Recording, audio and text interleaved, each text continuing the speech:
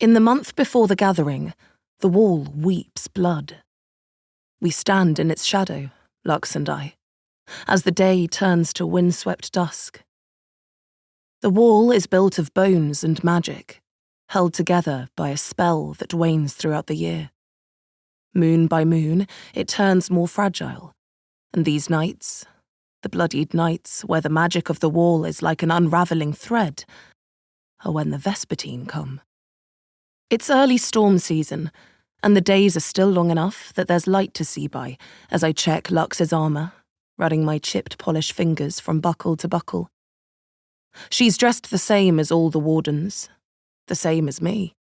A white linen dress with collar and sleeves buttoned close, a leather belt with a strand of bone shards clipped to one side, a sickle-curved knife sheathed on the other. Out beyond the wall, the moorland is hazed by a dimming sunset. The holy wards, stuck in the earth at regular intervals, look like the sharp-pointed wrought-iron fence that encircles our chapel yard. Lux raises her arms obediently as I tighten the straps that hold her armour in place. We've worked as a team since she joined the wardens when we were both children.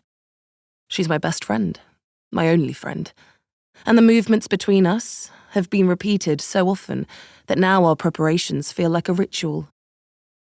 Lux standing straight-backed, her hazel-grey eyes focused on the slice of moorland visible through the barred gateway. Me with my head bowed like a penitent as I carefully check each knot and stitch. This armour is a new creation, one I've just finished.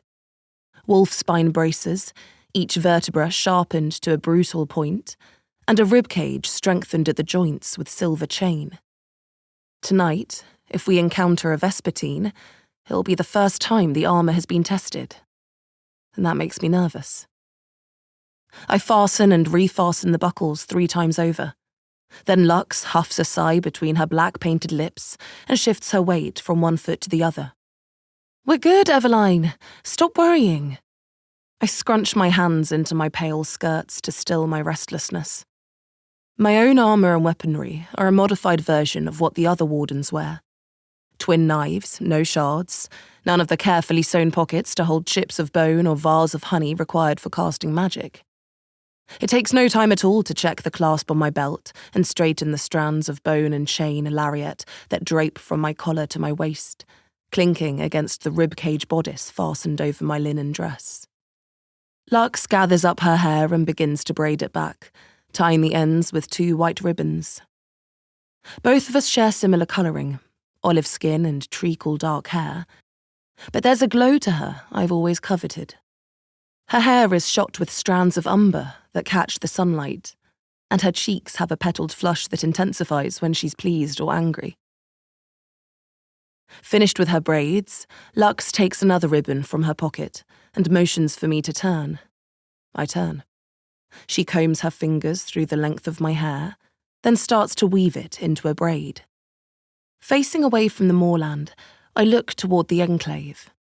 I can see the chapel with its iron fence and real glass windows. The entrance to the catacombs is beside it, framed by the citrus trees that pass for our orchard.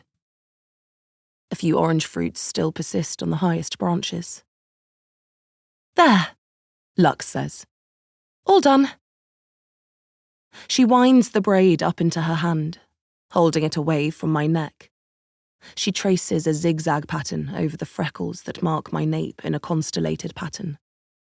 The last step in our familiar routine. A sound echoes across the yard, footsteps crushed over the gravelled path. Lux lets go of my hair. My stomach sinks at the sight of Briar Linden, my half-sister, walking towards us with an unhurried stride. She's a year my elder, and we look nothing alike. She's clear-eyed and fair, the same as our father, their features so similar that no one would ever doubt she belongs to him. She even wears her armour the same way he does, with her white linen sleeves pulled down beneath wristlets of bone and a single polished clavicle hooked on her shoulder as a pauldron. Neither was made by me.